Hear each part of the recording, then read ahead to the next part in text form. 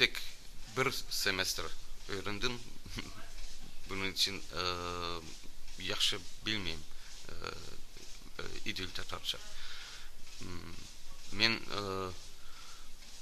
biraz daha yaxşı Kırım tatar dilini bileyim. Yani men Akmetçi öğrendim de. Why I am interested in Tatar history and Tatar documents? Yeah, it's why the special issue of German Tatar relationship is much more interesting and much more older than the most people are thinking. Yeah.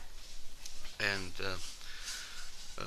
we found that the most documents in the archives of Germany concerning the Tatar history, concerning the German-Tatar relationships, are mostly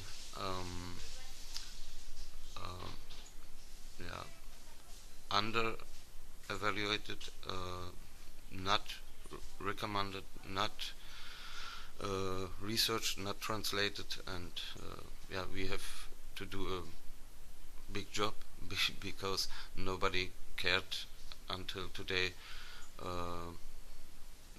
the huge part of documents, because the Tatar issue is mostly covered or as Turkic issues, or the manuscripts are described as Arabic scripts or Ottoman scripts, but the documents are really related to Tatars or in Tatar language also.